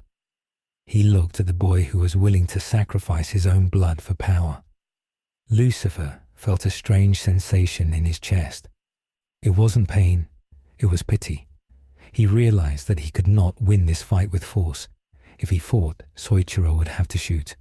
If Soichiro shot, his soul would be broken forever, and Sayu might still die. Lucifer made the choice. He raised his hands, not in attack, but in surrender. "Do not shoot," Lucifer said softly. He looked at Light. "You win, child. Let the girl go." Light blinked. He hadn't expected surrender. He expected rage. He expected fire. He expected a battle he could frame as a war. But surrender was powerful. Surrender was Christ-like. Light grit his teeth. He had to twist this. "Arrest him," Light commanded. "Secure him and get the girl." The soldiers rushed forward. They tackled Lucifer. They kicked his legs out from under him. They slammed his face into the pavement. They cuffed his hands with heavy iron shackles. Lucifer did not resist. He let them beat him. He let them drag him. He looked at Elle as he was pulled away. "Stay alive, detective," Lucifer whispered. "It is just beginning." Elle stood alone in the rain. He watched them take the devil away. He saw Soichiro collapse to his knees, sobbing into his hands. He saw Light standing over his father, looking at the camera with a face of grim determination. The hero who had made the hard choice. But Elle saw the truth. He saw the smirk return. The massive multiversal outcome was triggered not by a bomb, but by the incarceration of an archangel. They took Lucifer to a special facility. It was a prison El had designed for the world's most dangerous criminals, a black site deep under the Tokyo Bay. They put Lucifer in a glass cage suspended over a chasm.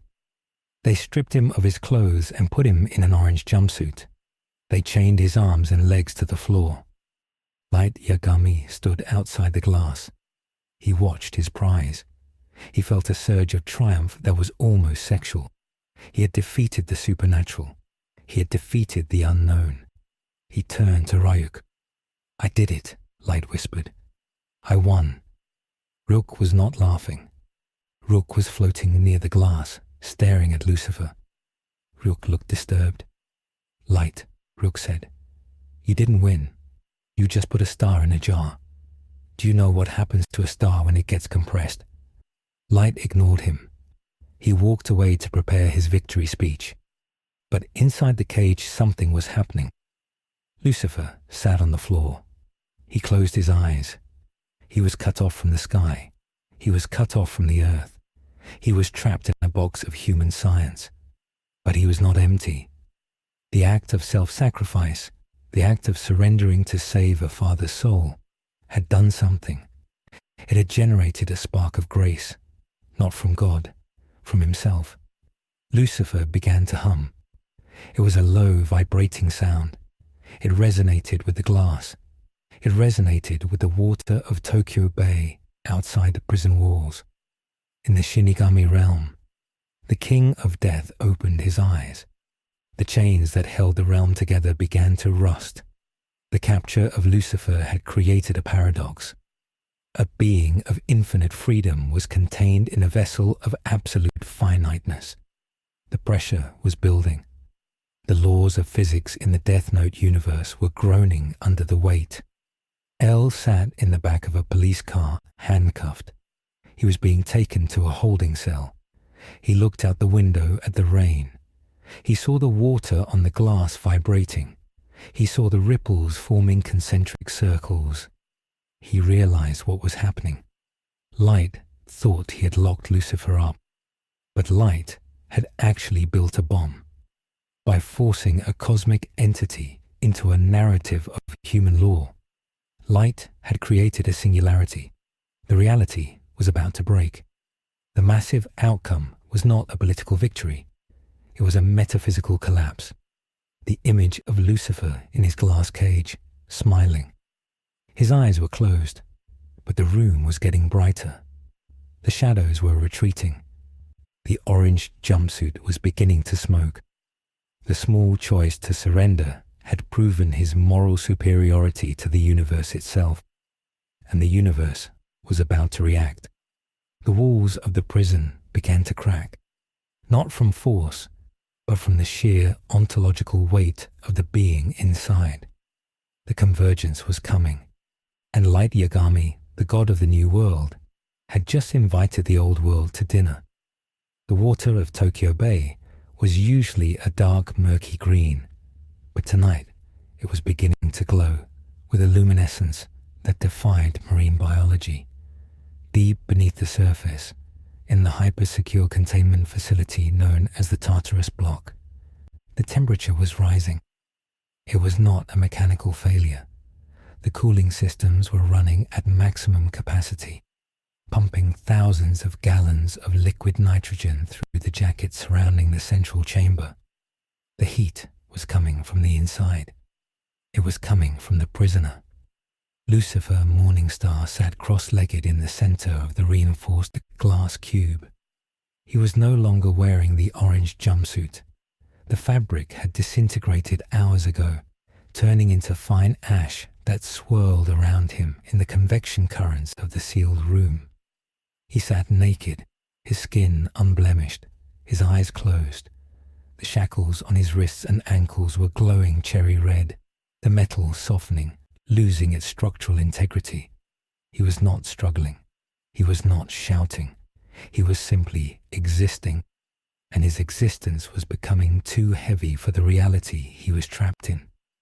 Light Yagami stood in the observation deck, separated from the prisoner by 3 layers of blast-proof glass and 100 meters of ocean water. He watched the telemetry screens with a look of manic focus. The heart rate monitor for the prisoner was flatlining, not because he was dead, but because the sensor had melted. The radiation counters were clicking so fast they sounded like a continuous scream. Light gripped the console. He had won. He had captured the anomaly. He had proven that even the devil was subject to the laws of the new world. But the victory felt hollow. It felt like holding a grenade with the pin pulled, waiting for a detonation that refused to happen. Ryuk was no longer eating apples.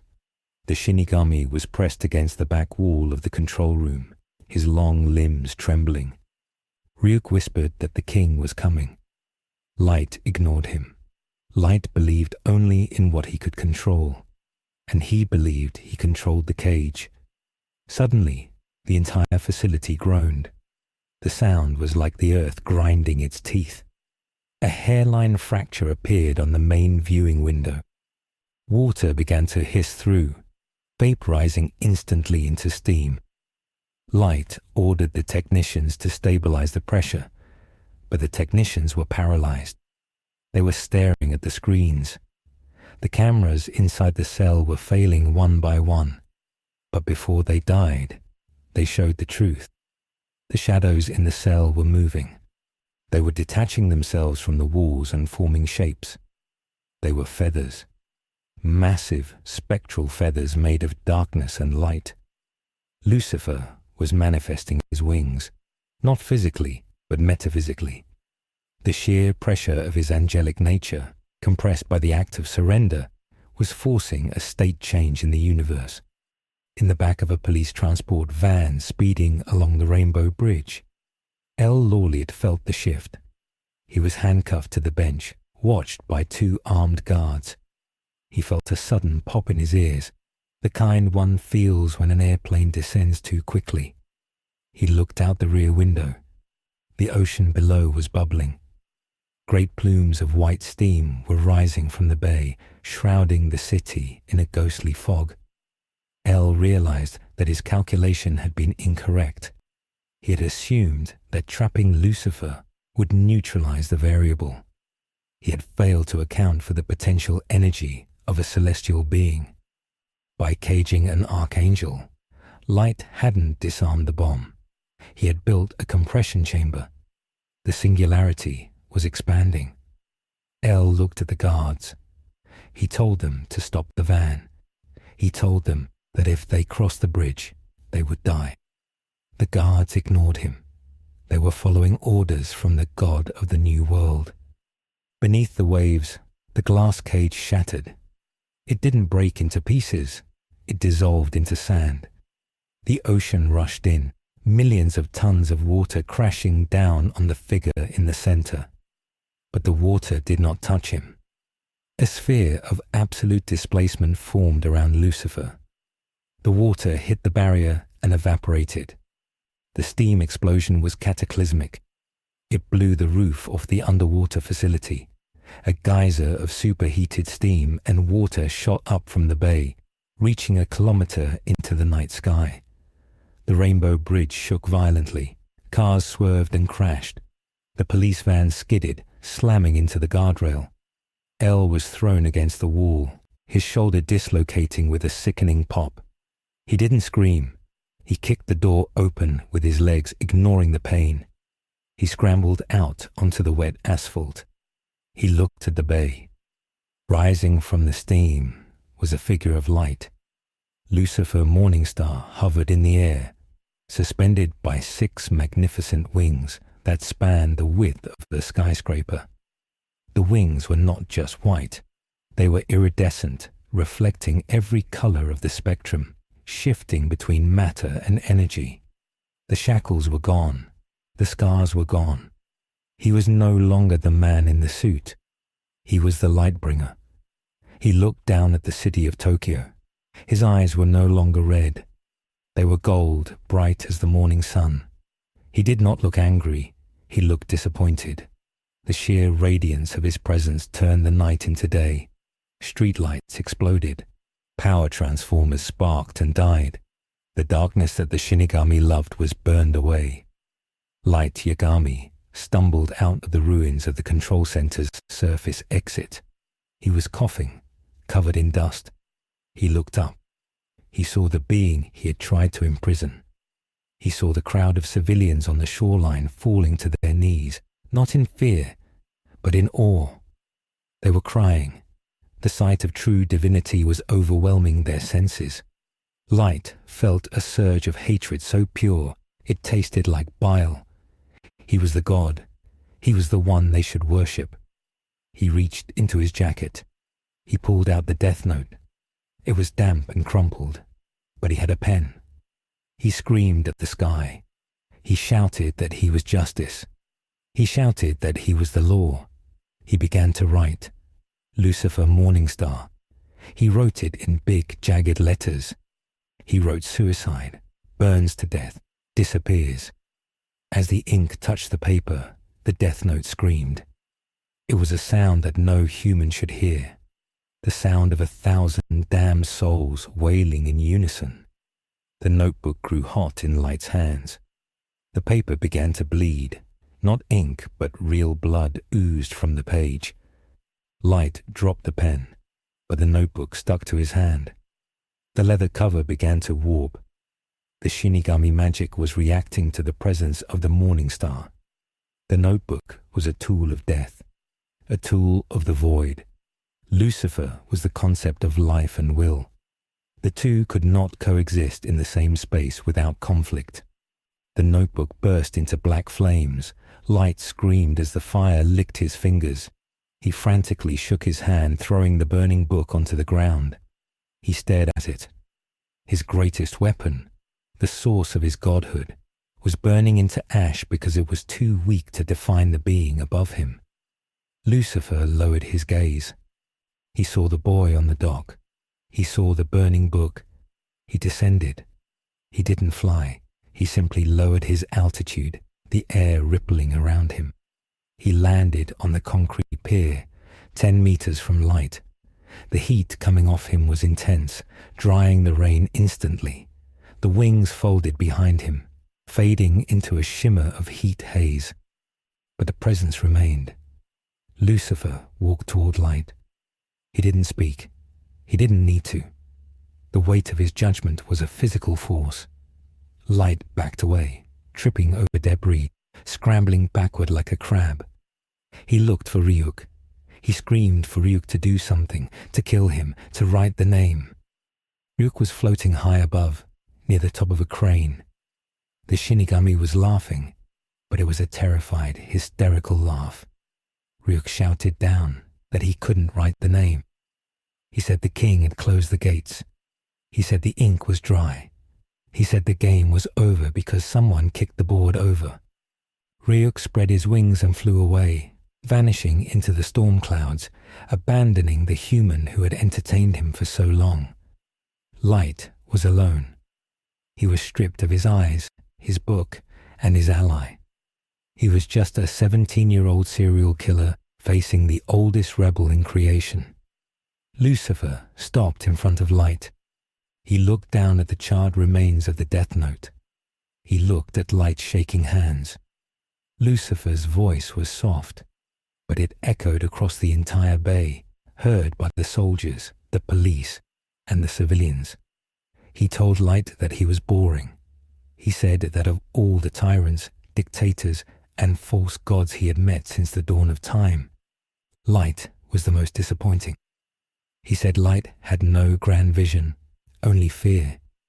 He said Light wanted to be a god because he was afraid of being human. Light snarled. He tried to stand up. He tried to salvage his dignity. He shouted that he had reduced crime by 70%. He shouted that he had saved the world from rot. Lucifer sighed. He reached out and touched Light's forehead. He didn't use the desire mojo. He didn't use the truth power. He simply showed him. He pushed a fraction of his own perspective into Light's mind. For 1 second, Light Yagami saw the universe as an angel saw it. He saw the interconnectedness of all things. He saw the infinite complexity of a single human life. He saw the ripple effect of every name he had written, the grief, the lost potential, the destruction of families, the stagnation of a society ruled by fear. He saw that he hadn't created a paradise. He had created a prison, and he saw his own soul. It was a shriveled grey thing, suffocating under layers of self-justification. Light screamed. It was a scream of absolute ego death. He fell to the ground, clawing at his face, trying to tear the vision out of his eyes. He curled into a fetal position, sobbing. He wasn't dead. He wasn't injured. But he was broken. The image of his own insignificance had shattered his mind. Lucifer stepped back. He looked at the soldiers who were approaching with their weapons raised. He looked at Soichiro Yagami, who was running toward the pier, shouting his son's name. Lucifer felt a pang of sadness.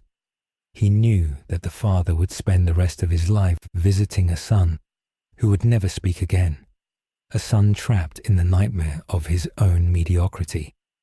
But the event was not over. The universe had been stretched too thin. The breach caused by the clash of the deathnote and the Morningstar had torn the fabric of the dimension. Above Tokyo Bay, the sky ripped open. It wasn't a portal to the shinigami realm. It was a tear in the logic of the world. Colors that didn't exist poured through. Gravity fluctuated. Stones began to float. The causality of the area was breaking down. The zone that El had feared was forming. A permanent scar on the face of the earth, where magic had forced its way into a world of science. El arrived at the pier. He held his dislocated arm close to his chest. He saw light on the ground. He saw the burning notebook. He saw the tear in the sky. He walked up to Lucifer. He stood beside the angel. He didn't try to arrest him. He didn't try to deduce him. He just watched the end of the world as he knew it. El asked if Lucifer could fix it. He asked if he could sew the sky back together. Lucifer looked at El. He smiled, a sad, weary smile. He said he was not a creator. He said he broke things. He said that was his function. He said that the humans would have to learn to live with the cracks. He said it was better this way. A broken world was an honest world. Lucifer reached into the air. He grabbed the edges of the reality around him. He prepared to leave. He knew he couldn't stay. His presence was toxic to this timeline. If he stayed, the tear would grow until it swallowed the planet. He had to go back to his own hell or his own Los Angeles. He looked at El one last time. He reached into his pocket, which manifested from pure will, and pulled out a small white object. He tossed it to El. El caught it with his good hand. It was a sugar cube, but it glowed with a faint internal light. Lucifer told him to eat it when the logic got too loud. He said it would remind him that impossible things happened. Lucifer crouched. He unfurled his wings fully. The wind generated by the motion knocked the soldiers off their feet. He looked up at the hole in the sky, with a sound like a thunderclap that shattered every window in a 10-mile radius. Lucifer launched himself upward. He flew straight into the tear. He flew into the chaos.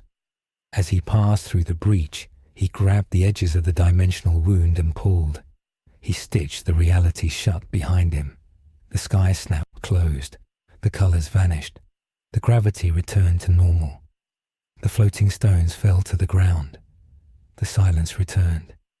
But it was not a clean reset. The Tokyo Bay remained boiling hot. The water was permanently altered, glowing with a faint bioluminescence. The ruins of the Tartarus block were a twisted monument of fused glass and steel. And the people remembered. Millions of witnesses had seen the angel. They had seen the wings. They had seen the notebook burn. The masquerade of the modern world was over. Science could no longer explain the history of the human race. El stood on the dock. He looked at the sugar cube in his hand. He looked at light Yagami, who was being lifted onto a stretcher by paramedics, his eyes wide and vacant, muttering about the light. El looked at Soichiro, who was holding his son's hand, weeping silently. El knew the case was closed. Kira was stopped. The murder weapon was destroyed. But the victory was ashes. The world had lost its innocence.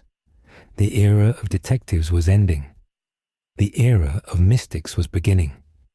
In the days that followed, the geopolitical landscape collapsed. The Japanese government fell. The United Nations formed a task force not to investigate crimes, but to investigate paranormal incursions. The exclusion zone around Shinjuku and Tokyo Bay became a pilgrimage site. Cults sprang up worshipping the Morningstar. Others sprang up fearing the return of the death gods. The rationality that El cherished was under siege. He sat in his new office, a bunker in England. He stared at the data. The crime rate had skyrocketed, not because of criminals, but because people no longer feared human laws. They feared divine judgment, or they feared nothing at all. El picked up a file. It was the medical report on light Yagami, catatonic schizophrenia, irreversible brain damage caused by synaptic overload. Light would live a long life, trapped in a padded room, staring at the sun, terrified of the shadows. It was a punishment worse than death. It was a punishment fitting for a false god. El closed the file. He opened a new one. Subject: the Morningstar residue. He began to type. He had a new puzzle to solve. He had to figure out how to navigate a world where the variables included angels, demons, and the undeniable proof that humanity was not alone in the dark. Far away, in a penthouse in Los Angeles, a man in a black suit woke up on his piano bench. He gasped, sitting up straight. He checked his chest. No bullet holes. He checked his back. No scars. He looked at his hands. They were trembling. He poured himself a drink. His hand shook so much the whiskey spilled. Lucifer Morningstar looked out at the lights of L.A. They looked dim compared to the memory of the Tokyo fire. He felt a change in himself. He felt lighter. He realized he had left something behind in that other universe. He had left his pride. He took a sip of the drink. He smiled. He thought about the detective with the dark circles under his eyes. He raised his glass to the empty room. "Good luck, detective," he whispered. "You're going to need it." Back in Tokyo, under the glowing water of the bay, a single black feather rested on the seabed. It did not decay. It pulsed with a faint rhythm. A fish swam near it, and for a moment the fish changed. It grew larger, its scales turning to armor. The evolution had begun. The residue of the angel was rewriting the biology of the world. The story of the collision was over, but the story of the mutation was just starting. The convergence had left a scar, and scars were where the new skin grew, tougher and stranger than before. The world was not safe. It was not sane. But for the first time in a long time, it was wide open. The dossier on the desk of the newly formed United Nations Metaphysical Defense Council was thick with redacted pages and stamped with the highest level of international classification. It was titled The Morningstar Incident. The report detailed the permanent alteration of the geopolitical and theological landscape of Earth. Tokyo was no longer just a capital city. It was a pilgrimage site.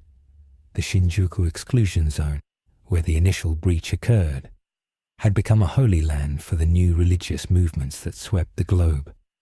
They worshipped the memory of the golden light. They preached that judgment was real and that it walked in a bespoke suit. The Japanese government had collapsed and reformed 3 times in the year following the event, unable to maintain authority in a population that had seen the face of a higher power and found their own leaders wanting. The economy of the region had shifted entirely to the study of the residue left behind. Scientists from every major nation studied the glowing water of Tokyo Bay, trying to synthesize the infinite energy that lingered there. But every attempt resulted in madness or explosion. In a high-security psychiatric facility built on a remote island in the Pacific, El Laulier sat in a plastic chair, bolted to the floor.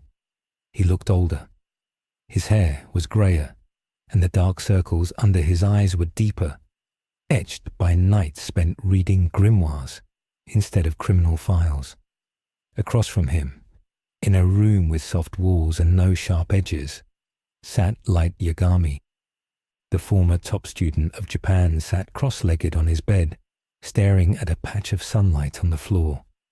He did not move. He did not speak. He had not spoken a coherent word since the pier. His eyes were wide and unblinking, tracking invisible patterns in the air. The doctors said his mind was trapped in a loop of cosmic awareness, unable to filter the data of the universe. He was no longer a god. He was a broken receiver screaming at the static. El reached into his pocket and pulled out a sugar cube. He placed it on the small table between them. It was a ritual without meaning. Light did not look at it. El stood up and adjusted his trench coat. He knew that Light was the lucky one. Light had seen the truth and broken. El had to live with the truth and keep working. Outside the facility, the world continued to turn, but the axis had shifted. The masquerade was over. The existence of the supernatural was now a fact of life, taught in schools alongside physics and history. The death note was gone, burned to ash, but the fear it instilled had been replaced by a greater fear. The fear that the sky was not a ceiling, but a door, and that one day the guest might return. Or worse, that something else might walk through the tear he had stitched shut. El walked to the edge of the cliff and looked out at the ocean. He held a black feather in his hand, preserved in a block of resin. It was the only piece of physical evidence he had kept. He looked at the horizon, where the storm clouds were gathering again. He took a bite of a chocolate bar. The flavor was dull. The mystery was gone. The world was now a place of monsters and miracles, and the greatest detective in history had a new case that would never be closed. He turned back to the facility, ready to draft the protocols for the next inevitable contact. The age of reason had ended. The age of consequence had begun.